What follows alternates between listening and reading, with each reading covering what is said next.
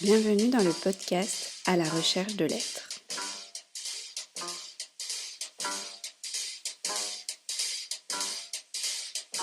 À la recherche de l'être est un podcast qui présente l'œuvre musicale d'Olivier Fillet, dont la problématique est comment concilier l'amour de l'existence avec l'ensemble des éléments tragiques de celle-ci.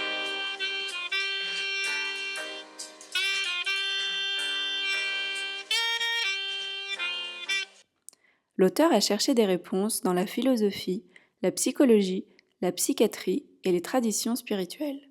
Chaque saison correspond à un CD, chaque épisode présente et explique une chanson.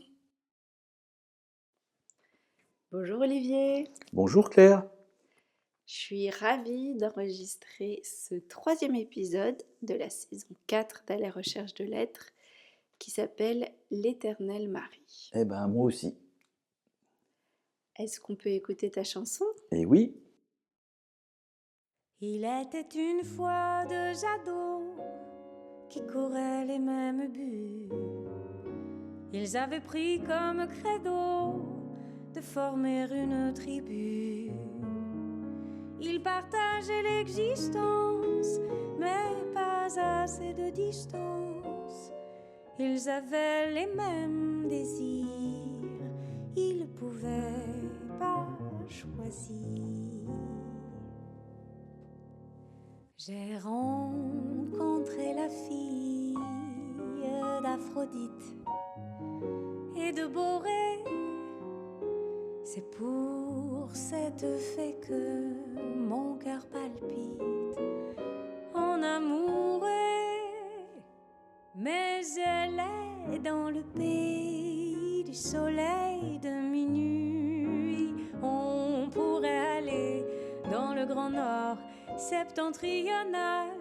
On pourrait y voir bien des aurores boréales. Le souci, il sera là aussi.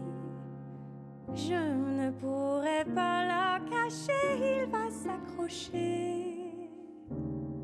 Les jeux sont faits, oui. J'en ai bien trop parlé, jaloux, insatisfait. J'avoue, ça y est, je dois la dévoiler.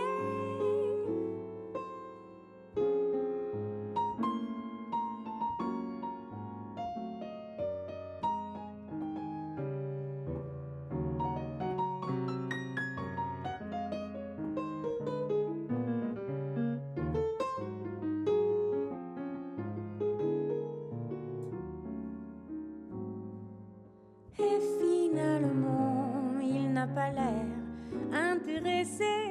Je n'ai pas son agrément, je désespère, terrassé. Il ne l'aime pas vraiment. Je ne serai pas son amant. Je préférerais la jalousie. Je n'ai pas choisi.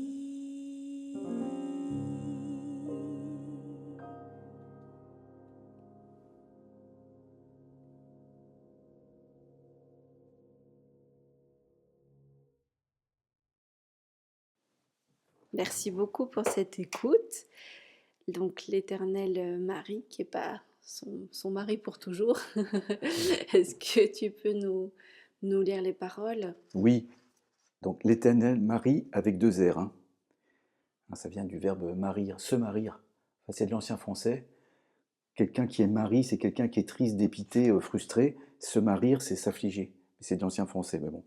Et c'est un jeu de mots aussi avec l'Éternelle Marie, le roman de Dostoïevski. Mais je vais y revenir. Hein. Il était une fois 2 ados qui couraient les mêmes buts. Ils avaient pris comme credo de former une tribu. Ils partageaient l'existence, mais pas assez de distance. Ils avaient les mêmes désirs, ils ne pouvaient pas choisir. J'ai rencontré la fille d'Aphrodite et de Borée. C'est pour cette fée que mon cœur palpite, énamouré. Mais elle est dans le pays du soleil de minuit. On pourrait aller dans le grand nord septentrional. On pourrait y voir bien des aurores boréales. Le souci, il sera là aussi. Je ne pourrai pas la cacher. Il va s'accrocher. Les jeux sont faits. Oui, j'en ai bien trop parlé. Jaloux, insatisfait, j'avoue, ça y est, je dois la dévoiler. Et finalement, il n'a pas l'air intéressé. Je n'ai pas son agrément.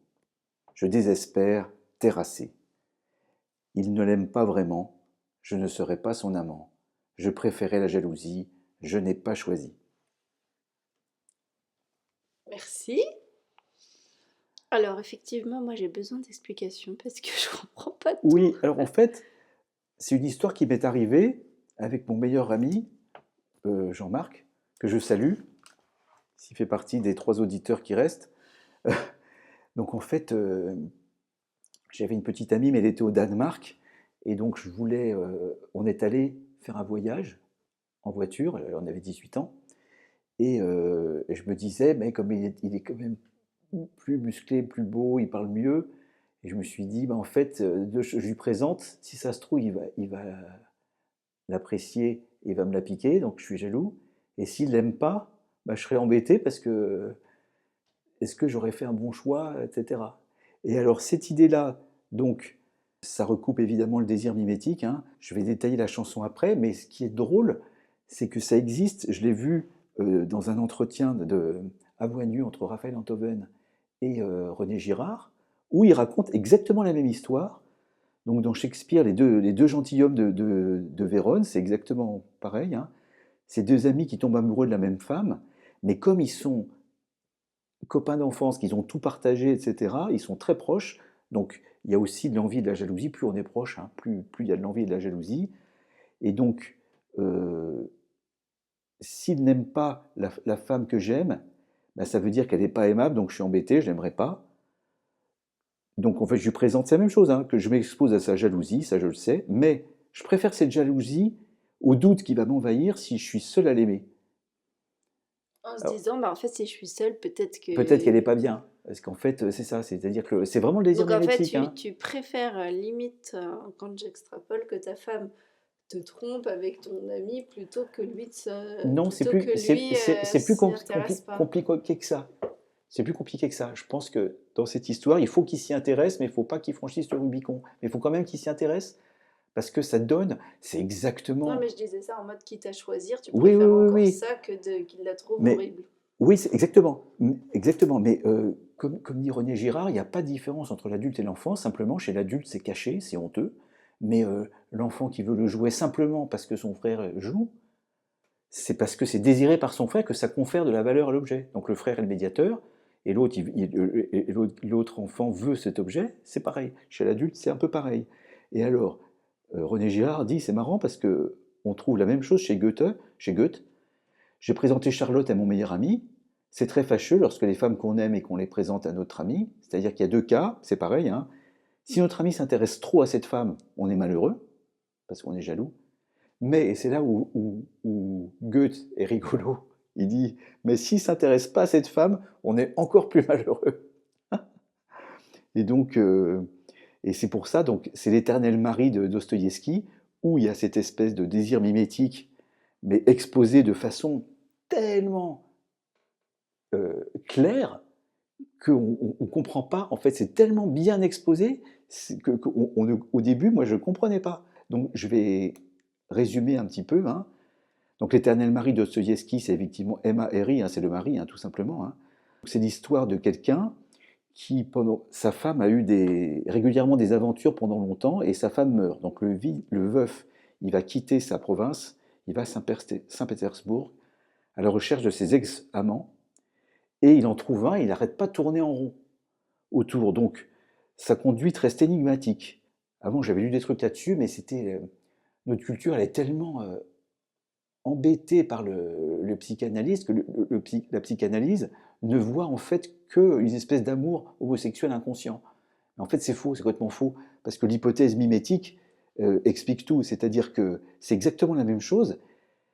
L'éternel mari qui a été trompé, il se sent inapte à séduire, ce qu'on comprend quand même un peu, et pour remédier à ça, il va chercher, il part à la recherche du meilleur modèle possible, et en fait, le meilleur, c'est celui qu'il a supplanté dans le cœur de sa femme, donc c'est l'amant, hein. Au début, on est surpris, mais quand on connaît l'hypothèse mimétique, le désir mimétique, c'est très très logique, hein. C'est-à-dire que la véritable nature de la relation, quand l'Éternel mari, donc c'est le veuf, hein, qui décide de se remarier, il invite son ex-rival à voir venir sa fiancée. Et alors qu'en fait, il est beaucoup plus beau, beaucoup plus séduisant, etc. Donc il s'expose encore une fois à la jalousie, il s'expose. Mais Oui, il- au risque en plus de voilà. la perdre, mais comme en fait, t'as un peu une sorte où il cherche la validation, quoi.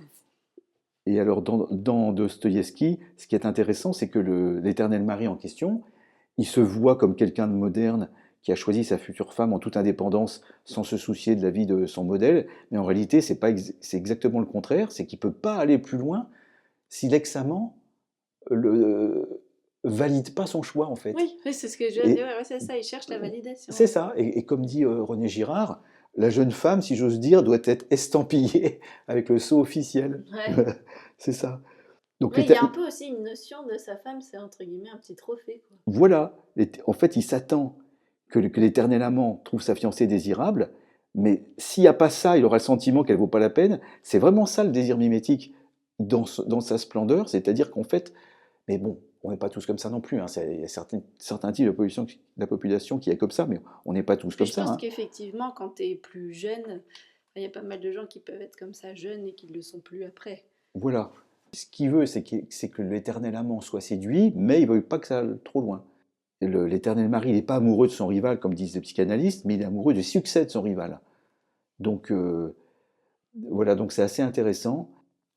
Et ça, est-ce que c'est particulièrement vrai chez les hommes ou on pourrait le transposer dans l'autre Ah sens? non, moi je pense que c'est lié au...